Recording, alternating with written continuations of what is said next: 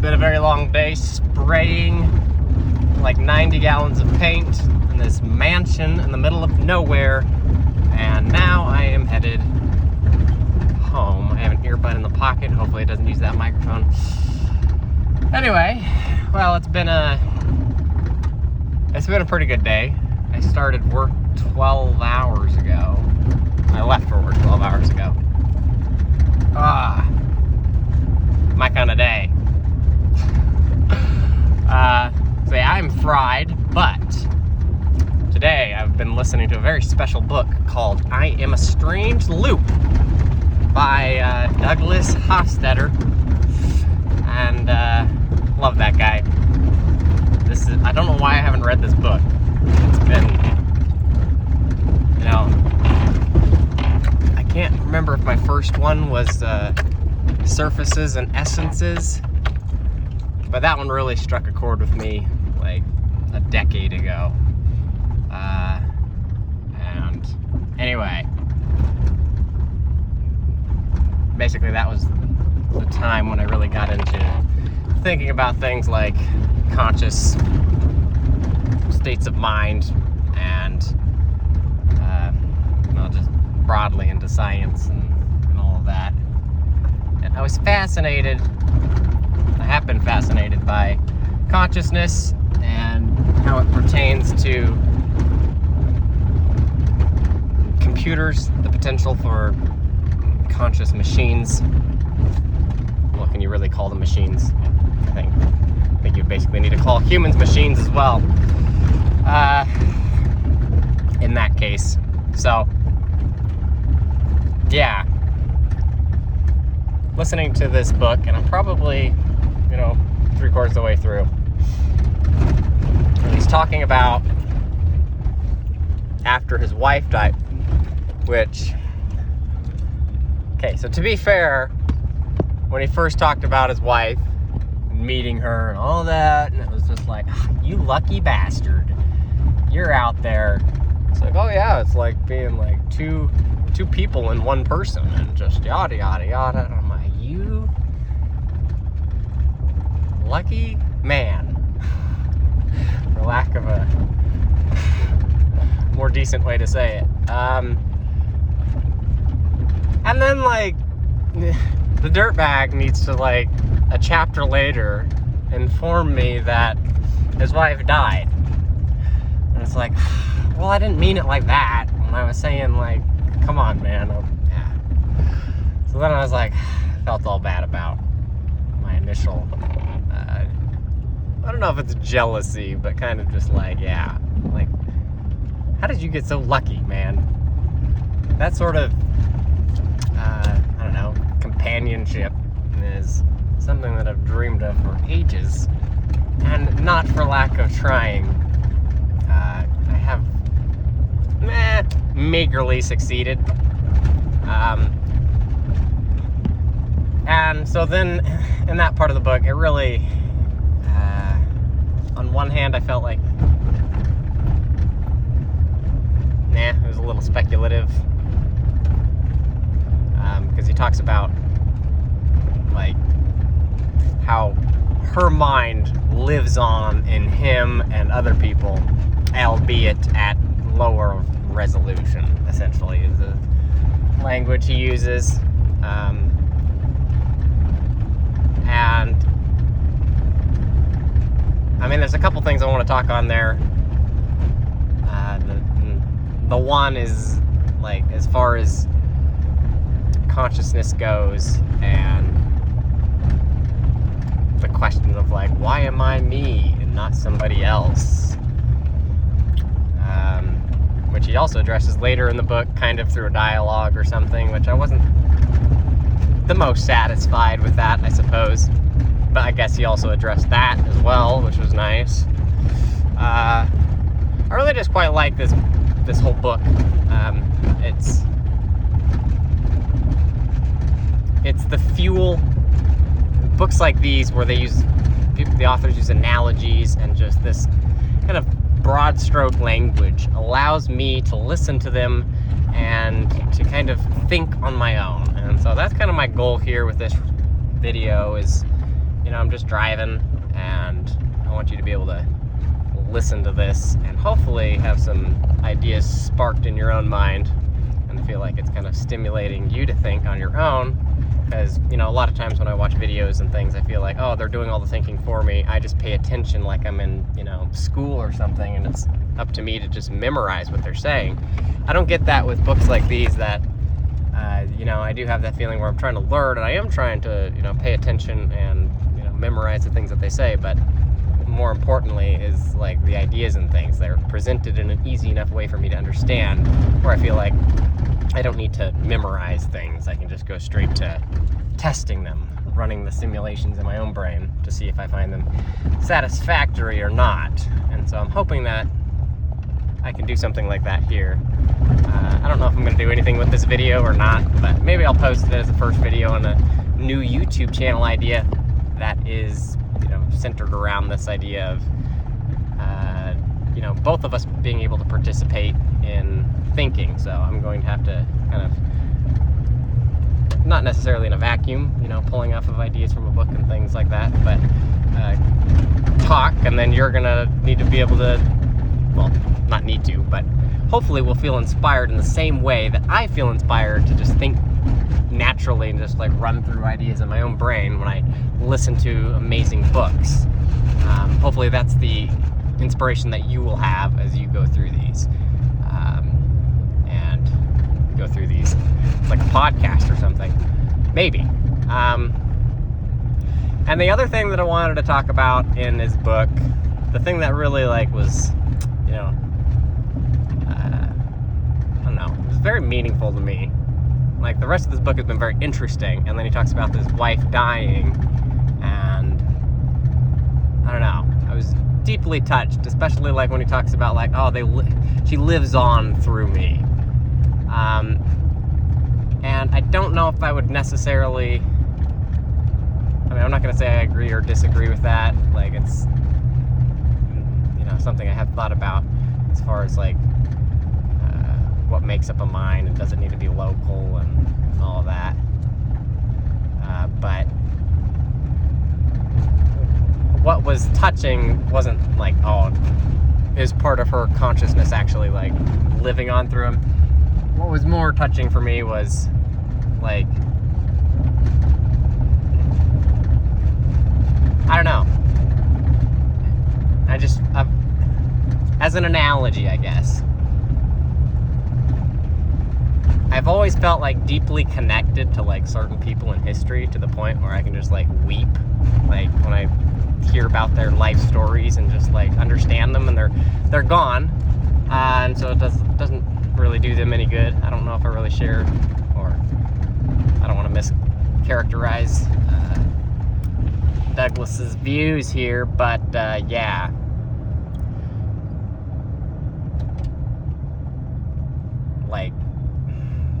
There's so many biographies and things that I've listened to, but several years ago I remember listening to the philosophers of ancient Greece or whatever, and then told the story of Socrates, and I was just what a beautiful man. Just, I can't say on his whole life. It seems nowadays we live in an era where it's just all of your idols you find out are actually oh, they did this or they did that, and it's just I don't know. I don't think that we would have idols or have people that we would say, oh, that's a beautiful person, if we could really know everything that they've done in their life. I think it's just things that for one reason or another really stick in our brain. I think that that's maybe part of a human or a social evolutionary advantage to have misbehaviors really stick in your brain. So maybe that's why we don't really have so many amazing people these days. Also know that I don't really maybe read biographies or dig super deep on people that are alive that are kind of I look up to. It's I don't need to know, I guess. I don't know. So sometimes it feels yeah, if somebody's gonna tell you something unsavory about somebody you really like, it feels well, don't. I mean, it depends. I mean, yeah. Anyway, my point was just like, separated by a distance of thousands of years, I felt this deep kinship with Socrates, to the point where I'm just like crying over him in a way that I realized, like, I don't think I've cried for, like, not in that way. Anybody in my life. I don't think I've ever lost anybody that I've, like, cried like that. Like, in the same way. Certainly not anybody who's died. Like, I don't think I've experienced that. I don't necessarily have that many, like, super close people, but also don't want to be, like, disparage the relationships that I do have, because they're meaningful to me, and I am fortunate that, you know, I haven't experienced death with the people that have been closest with me. It's been more like a distant thing, but I just find that very interesting. Like, my grandparents, or I've lost grandparents, and an aunt, and I don't know. I mean, it's sad, but, like, there's almost this just feeling of, like, love and, I don't know, appreciation when I think about thinkers, you know? And I know it feels a little bit off or something that I would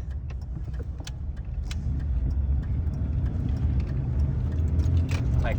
I feel like these people that I look up to, I don't know. It's a strange loop, because do I look up to these people and therefore want to be like them, or, you know, am I kind of predisposed to be like them, and so therefore I look up to them, you know?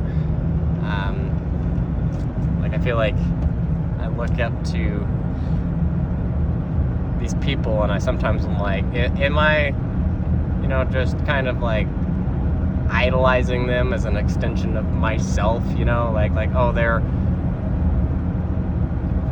philosophers and scientists and people who are just in love with the question, in love with understanding how things work and why things work, and just using this old noggin up here for mental simulations, and just, yeah, trying to understand our place in the universe and everything like that. It's like, for me, that's the most, like, satisfying thing that there is to do. And so, people that I've never met before, I feel like I almost love them more than the people that I have had in my life. And so, I don't know. I think, even though it feels weird, doesn't it, that I would cry for somebody who's dead, that I never knew, right? Like, I never even knew these people. So, but it actually feels, like, amazing at the same time. It feels like this is the way that I want to see them. These are the emotions that I want to have when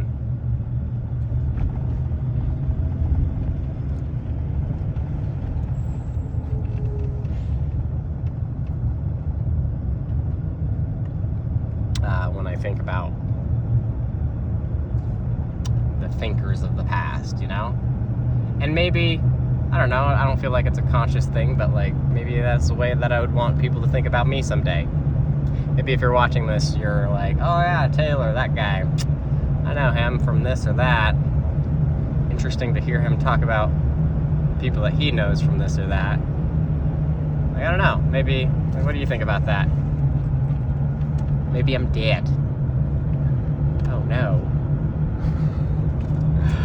Nah, that's fine. I'm ready for it.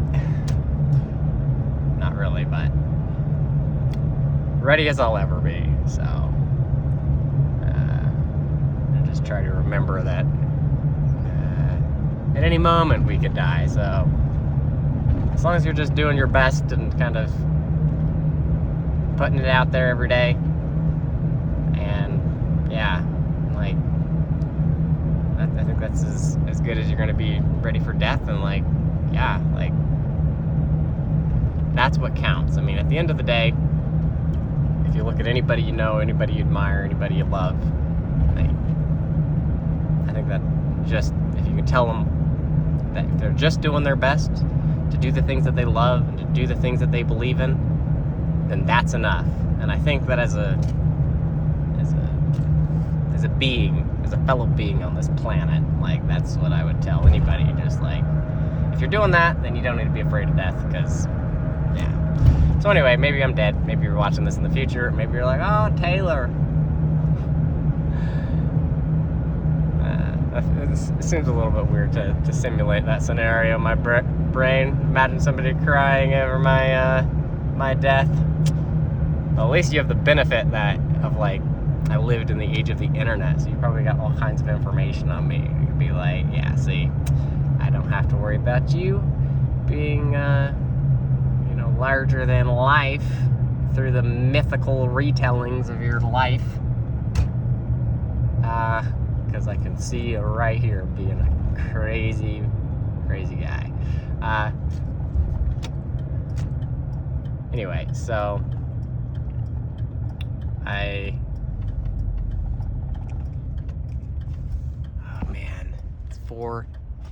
my time is 5:56. I decided to not obey daylight savings time. I was like, why? And it feels so weird because I am getting up at the same time relative to, like, the Earth's spin to the sun. The Earth's spin relative to the sun. I'm getting up at the same time as I was a week ago. Obviously it's going into winter, so a little bit later. A little bit less sunshine on both ends every day, but this week I've been going to work, pretty early, but, like, it's an hour earlier for everyone else. And it feels so weird because I realize that collectively, son of a bitch. Ready? 1, a 2, a 1, 2, 3, and this is where he dies. Nah. I have to shift with one hand because I'm holding you. Hold on. It's nothing I haven't done before.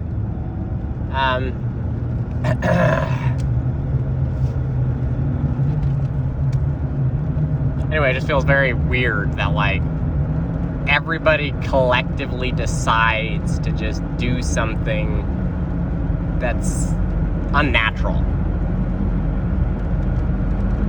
And I decide to not do it. And so I feel like I'm the one that's not natural, even though, I just didn't change anything. I just continued to do what I was doing last week. And I feel like, I've broken the rules or something somehow, and I'm a crazy person or something. But no, I'm just proceeding the way that we were doing it last week. And it's just so weird that, like, everyone does daylight savings time. Alright, let's switch over here and strap in. Hopefully there'll be some nice traffic here. But yeah, I am. It is 6 o'clock now, or 5 o'clock for the establishment. 5 o'clock rush hour in Hamilton. So yeah, hearing him talk about her like that, like, was deeply moving. And very special. And sometimes I think, like, yeah, why does it matter? If it's just an emotion that I'm gonna have, and then it's just gonna fizzle out, like, it doesn't ever reach the recipient, But I feel like sometimes the most meaningful emotions aren't ones that we even share. Like, I don't think that we necessarily have to share emotions, but I also don't think that we have to share the emotions with, like, the recipient or the cause of the emotions necessarily, for them to be deeply meaningful. I mean, secondhand, like I've never met Douglas Hofstadter or his wife, or probably, anybody that they know. And yet, I don't know, just the story was very moving. It reminded me of Richard Feynman and Arlene. Very sad and very special to get to kind of be that second-hand party. And it kind of does feel like, I know I've written, poetry and things that have been deeply meaningful to me, and I've come from a place of like pain or whatever.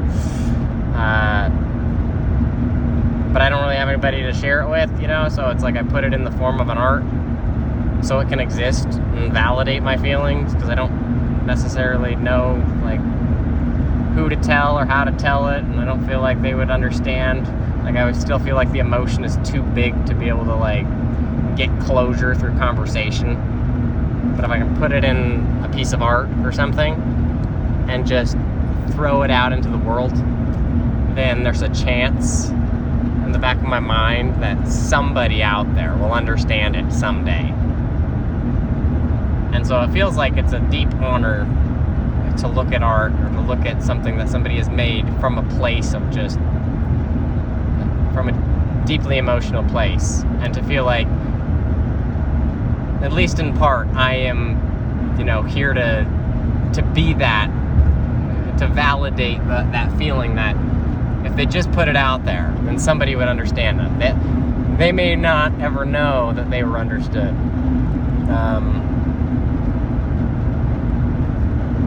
But like, that possibility means something.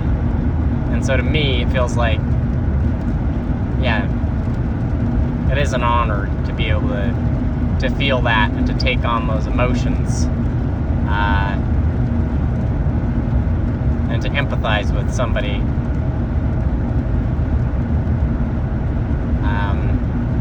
And maybe it's because I hope that somebody will do that for me, but even if I didn't think that was the case, I think I would